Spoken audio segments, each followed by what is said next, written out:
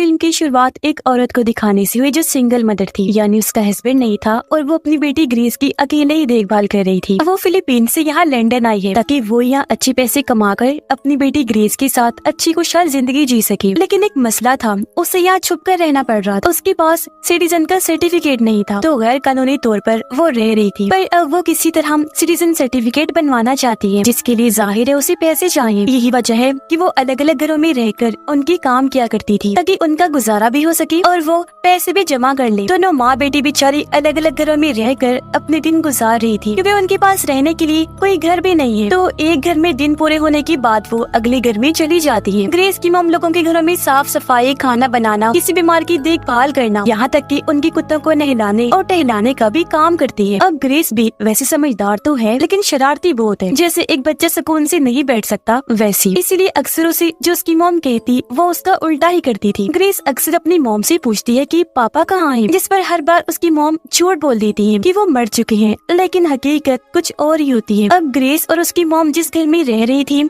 वहाँ दिन पूरे करने के बाद इन्हें अगले घर जाना था, जिसका मालिक कभी घर आता ही नहीं, इसीलिए इन्हें कहीं और जाना पड़ना था। अब ग्रेस की मॉम के पास उसके एक दोस्त की कॉल आई, जो उसे कहता है कि कल मैं मसरूफ हूँ, तो तुम मेरी जगह मेरे एक क्लाइंट के घर जा सकती हो उसे चेक करने कि उसकी तबीयत कैसी है, वो ठीक है, क्योंकि मेरे जिम्मे ये काम लगाया गया है। अब ऐसे कैसे वो अनजान घर में चली जाती, इसीलिए मना कर देती है। पर उसका दोस्त कहता है कि तुम्हें कुछ नहीं करना, बस वहाँ जाकर मेरे क्लाइंट को चेक करके आना है, जो बूढ़े इंसान है और अक्सर बीमार रहते हैं, जिसके लिए अब वो मान गई। इसीलिए अगले ही दिन ग्रेस की मॉम शहर से काफी दूर उस घर में आ जाती है, जहाँ उस बूढ़े आदमी को चेक करना था। घर बहुत ही बड़ा शानदार था, लेकिन यहाँ पर कोई भी नहीं होता। कई बार वो बूढ़े आदमी को आवाज लगाकर आगे बढ़ी, लेकिन कोई जवाब आता ही नहीं। वो फिर सीधा पहुँची बूढ़े आदमी के कमरे में, जो बेसुध बिस्तर पर लेटा हुआ था, क्योंकि वो कोमा में था। उसे इस हालत में देखकर ग्रेस की मॉम को बुरा लगा, इसलिए वो उनके लिए दुआ करने लगती है। लेकिन तभी बूढ़ा आदमी उसका हाथ पकड़ लेता है। वो घबरा गई, अपना हाथ छुड़वाकर किसी तरह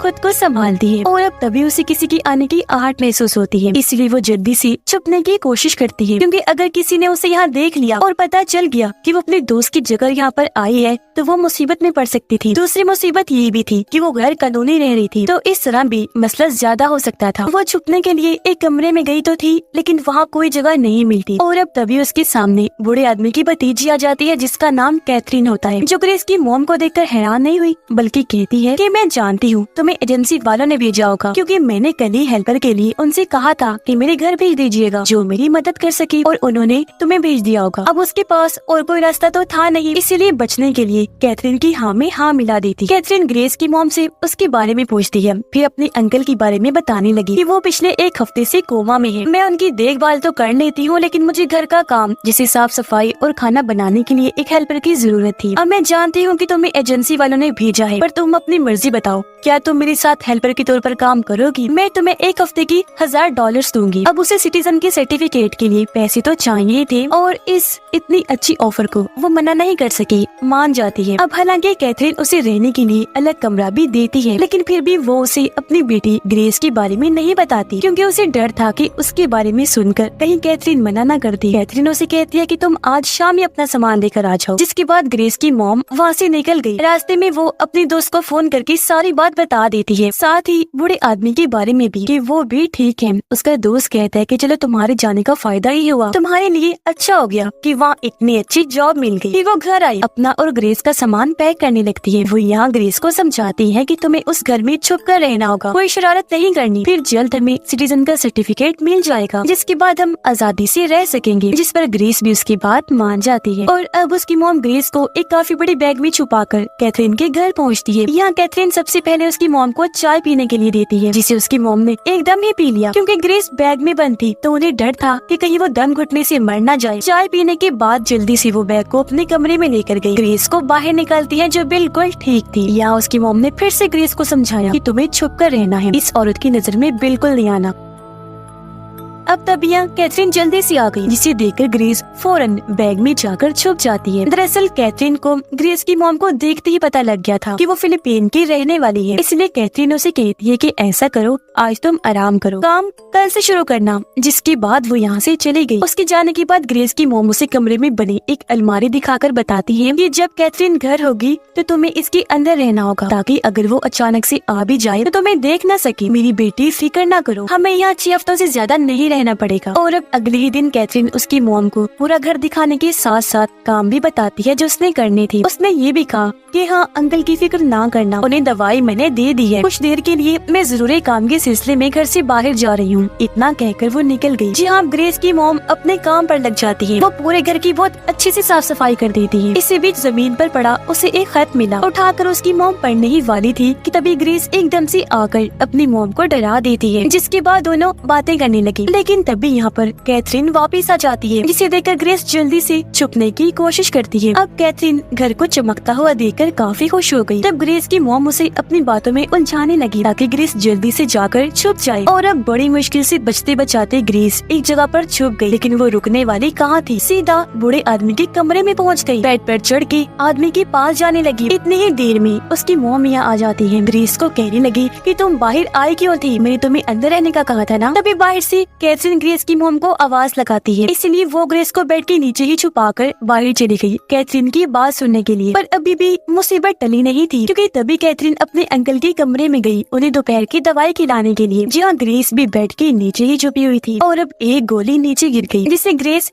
कैथरीन से पहले ही देख चुकी थी। उसने गोली उठाई तो जल्दी से ग्रेस पीछे हट गई। अब कैथरीन अंकल को दवाई खिलाकर वहाँ से चली जाती है और इस तरह एक बार फिर ग्रेस बाल बाल बच जाती है। ग्रेस अपने मॉम को बताती है कि कैथरीन तो अपने अंकल को नींद की गोलियां खिलाती है। इस पर उसकी मॉम ने कहा, अच्छा नींद की गोलियां, मगर ये बात तुम कैसे जानती हो कि वो नींद की गोलियां थी? ग्रेस जवाब देती है कि एक बार जब आपने मुझे विटामिन्स की गोलियां लाने भेजा था तो गलती से मैं नींद की गोलियां ले आई। वैसे ये गोली मैंने तब देखी जब कैथरीन अपने अंकल को खिला रही थी। उसकी मॉम कहती है, बेटा क्या पता उसकी बनावट एक जैसी हो, हर एक जैसी दिखने वाली दवाई का काम एक जैसा नहीं होता। इस बात को लेकर ग्रेस को अपने मॉम पर गुस्सा ही आ गया कि ये मेरी बातों पर यकीन नहीं कर रही, क्योंकि उसे शक था कि कैथरीन एक बुरी औरत भी हो सकती है। अब जैसे ही रात हुई, सब सो गए तो ग्रेस खाने की चीज ढूंढने के लिए पूरे घर में घूमने लगी। जी अचानक ही उसके सामने कैथरीन आ गई। ग्रेस घबरा गई, कहती है, ओह शिट, ये क्या? कैथरीन इधर। लेकिन जब उसने गौर किया तो ग्रेस ने नोटिस कर लिया कि कैथरीन की तो आंखें बंद है, यानी वो नींद में चल रही थी। अब कैथरीन ऐसे आगे बढ़ने लगी। तब ग्रेस उसका पीछा करने लगती है। उसने देखा कि कैथरीन स्टोर रूम की तरफ जा रही है और अब जैसे वो अंदर गई, ग्रेस बाहर खड़े होकर अंदर देखने लगी कि अब कैथरीन क्या करने वाली है। कैथरीन तभी एक पर्दा हटाती है, जिसके पीछे एक बड़े से कांच के डब्बे में औरत की लाश पड़ी थी, जिसे देखकर ग्रेस काफी डर जाती है, पर वो फिर भी देखती रही। और अब कैथरीन नींद में ये भी कह देती है कि मैं इस पूरे घर को जला दूंगी। अगली सुबह ग्रेस की मॉम नोटिस करती है कि आज कैथरीन का मूड ठीक नहीं है। प्रॉपर्टी के सिलसिले में एक वकील से मिलने उसे जाना पड़ेगा, जिसके लिए उसे कुछ दिन लग जाने थे। इसीलिए कैथरीन ग्रेस की मॉम को कहती है कि मैं कुछ दिनों के लिए यहाँ पर नहीं हूँ, तो पूरा घर संभालने के साथ साथ मेरी जगह तुम्हें अंकल को दवाई देनी होगी। वो यहाँ सिखाती भी है कि कैसे दवाई खिलानी है। ग्रेस की मॉम नोटिस करती है कि कैथरीन जबरदस्ती बूढ़े आदमी को दवाई लेने पर मजबूर कर रही है। उसने अजीब बात ये भी नोटिस की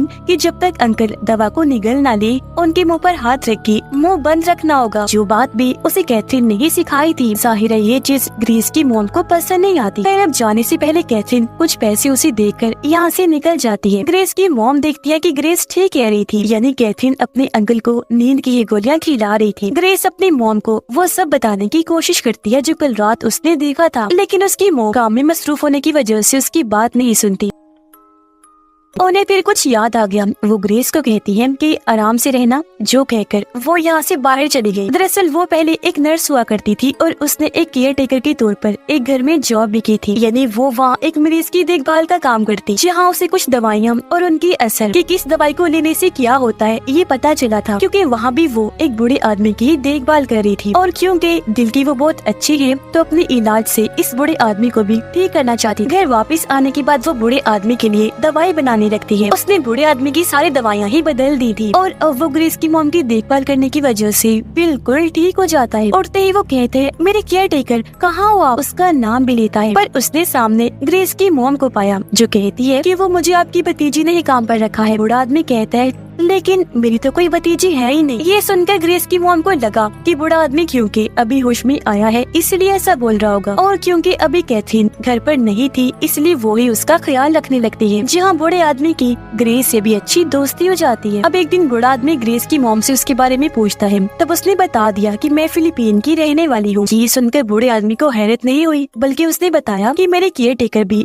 वहीं की रहने वाली थी, जो मुझे माँ से भी बढ़ गई थी। मैं उससे बहुत प्यार किया करता था। आगे पूछने पर ग्रेस की मॉम उसे बताती है कि मैंने एक आदमी से शादी की थी जो मुझे काफी मारता था, और जब उसे पता चला कि मैं माँ बनने वाली हूँ तो उसने मेरी जान लेने की कोशिश की, पर मैं वहाँ से भाग गई। मैंने उससे रिश्ता तोड़ दिया, लेकिन आज तक मैंने ग्रेस को ये नहीं बताया कि उसके डैड जिंदा है। मैंने तो ये कहा हुआ है कि तुम्हारे डैड मर चुके हैं। असल में उसके डैड ने फिर दूसरी शादी कर ली, जो अब आराम से अपनी जिंदगी गुजार रहा है। जो सुनकर बूढ़ा आदमी कहता है, पर अब मेरे पास तुम्हारे लिए एक ऑफर, मैं तुम्हारे सिटीजन की सर्टिफिकेट के सिलसिले को आराम से संभाल लूं, लेकिन क्या तुम सारा टाइम के लिए मेरी केयर टेकर बनोगी? जो सुनकर बिना सोचे ही ग्रेस की मॉम मान गई। ऐसा उसने इसलिए कहा था क्योंकि किसी वजह से उसे कैथरीन से निपटना था, जिसके लिए उसे ग्रेस की मॉम की जरूरत थी। पर यहाँ हमने देखा कि वक्त के साथ साथ बूढ़े आदमी का बर्ताव भी बदल रहा था। जो अच्छा कम था, बुरा ज्यादा था, क्योंकि वो एक दिन ग्रेस को ये बता देता है कि तुम्हारी मॉम ने तुमसे झूठ बोला है, तुम्हारे डैड जिंदा है। जिस पर ग्रेस अपनी मॉम से नाराज हो गई, उसने बात ही करना छोड़ दिया और अब वो बस बूढ़े आदमी के पास ही रहने लग गई थी, जिस बात से ग्रेस की मॉम काफी परेशान हो गई। उसे समझ नहीं आ रही थी कि आखिर बूढ़े आदमी ने ऐसा क्यों किया। ये पता लगवाने के लिए उसने पूरे घर की तलाशी ली, जहाँ उसे बूढ़े आदमी की केयर टेकर के बहुत सारे खत मिले, जो सारे उसने अपनी फैमिली और बेटे के लिए लिखे थे। यहाँ ग्रेस की मॉम को पता चला कि बूढ़ा आदमी अपनी केयर टेकर से बहुत प्यार किया करता था, लेकिन जब वो अपने घर वालों को खत भेजने की कोशिश करती थी तो बूढ़े आदमी की फैमिली उसे ऐसा करने ही नहीं दिया करती थी। यही वजह है कि फिर केयर टेकर अपनी फैमिली और बेटी से दूर होती गई, जिसके बाद बूढ़े आदमी की फैमिली ने उस बेचारी को अपना गुलाम बना के रख दिया। उसे अपने सारे अच्छे बुरे काम करवाने लगे। अभी सारी बातें सुनकर ग्रेस की मॉम को केयर टेकर के लिए काफी बुरा लगता है। फिर अगले दिन कैथरीन घर वापिस आ जाती है। वो घर में हर जगह ग्रेस की मॉम को ढूंढती है, लेकिन वो उसे कहीं भी दिखाई नहीं दे रही थी। किचन में जाकर उसने देखा कि चाय पक रही है, इसलिए वो निकाल कर पीने लगती है, पर पीते ही उसने थूक दिया क्योंकि ग्रेस ने उसमें कुछ मिला दिया था। वो जब बाथरूम में गई नहाने तो ग्रेस ने शैम्पू और बॉडी लोशन में भी कुछ मिला दिया था, जिससे लगाते ही कैथरीन के जिस्म और चेहरे पर बड़े बड़े धब्बे बन जाते हैं, जिनमें कैथरीन को दर्द भी हो रही थी। पता चला कि ये सब कुछ ग्रेस ने बूढ़े आदमी के कहने पर किया था। अब जब कैथरीन नीचे आई तो वो देखती है कि ग्रेस की मॉम और बूढ़ा आदमी एक साथ है। बूढ़े आदमी को सही सलामत देखकर कैथरीन की तो जैसे होश ही उड़ गई,